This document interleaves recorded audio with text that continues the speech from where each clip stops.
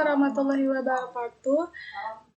Baiklah, saya Rahma Devita, nomor BP 190701 dari kelas SI 16, akan mempresentasikan hasil makalah saya yang berjudul Perancangan Sistem Informasi Air Pamsimas di Kampung Tanjung Beringin. Pamsimas sendiri artinya adalah program penyediaan air bersih dan sanitasi berbasis masyarakat. Merupakan platform yang telah berhasil menambah akses air minum aman bagi 10,4 juta jiwa dari lebih dari 12.000 kelurahan ataupun desa, yakni yang tersebar dari 233 kota di seluruh provinsi di Indonesia.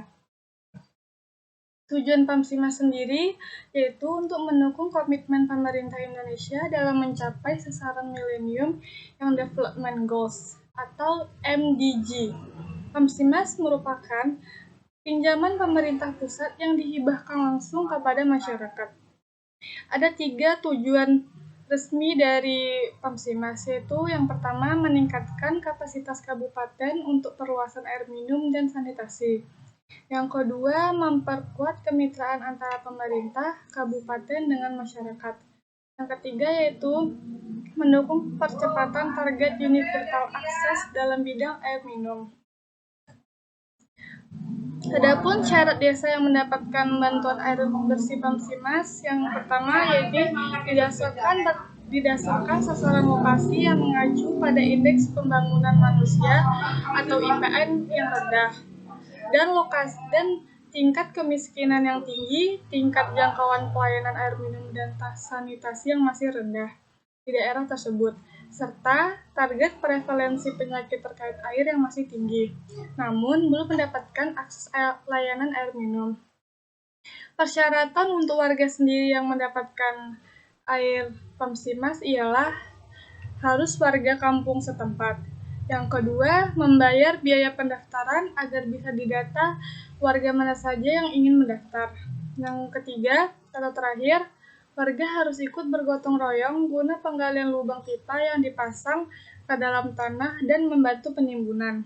Program air bersih ini sendiri sebenarnya tidaklah wajib diikuti semua warga. Bagi yang merasa butuh saja boleh mendaftar.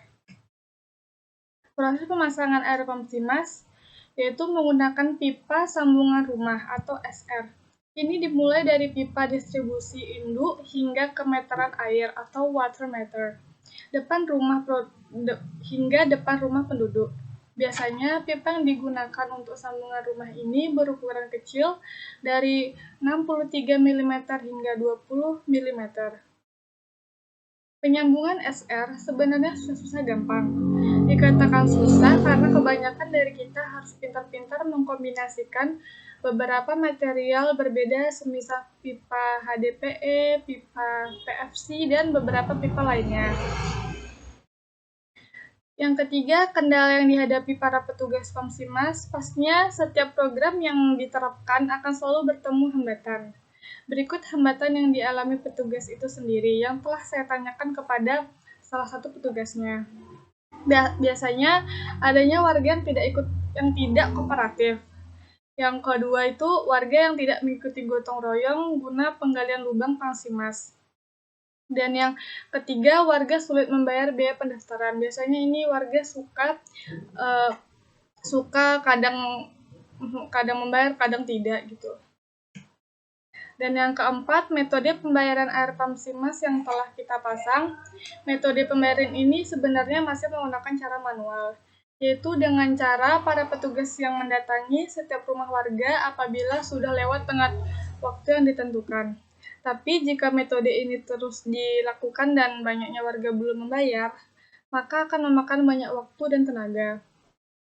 Lebih baik pemerintah menggunakan sebuah web yang bisa diakses warga pada setiap rumah untuk membayar tagihannya. Ini didukung oleh teknologi yang sekarang sangat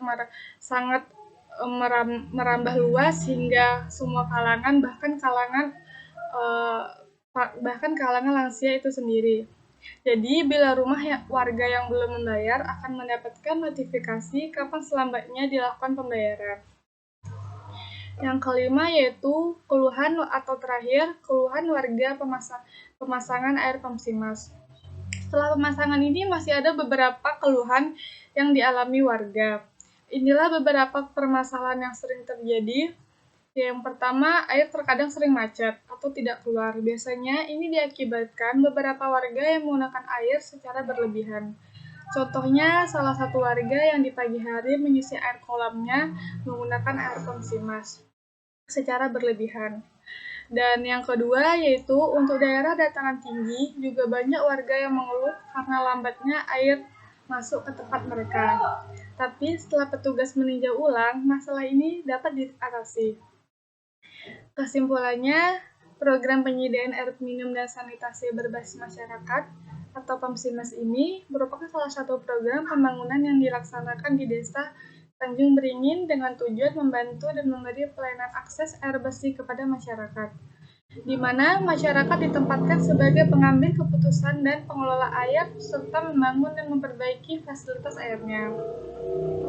Untuk syarat, masyarakat mau berpartisipasi atau memulai menerapkan perilaku hidup sehat dalam kegiatan sehari-harinya perlu dipertahankan. Dan bagi masyarakat yang kurang berkontribusi dalam pembangunan daerahnya harus lebih peduli lagi, karena dengan berpartisipasi diharapkan terciptanya lingkungan yang bersih dan sehat. Baiklah, itulah hasil presentasi dari saya. Apabila ada salah atau janggalnya, saya mohon maaf. Wassalamualaikum warahmatullahi wabarakatuh.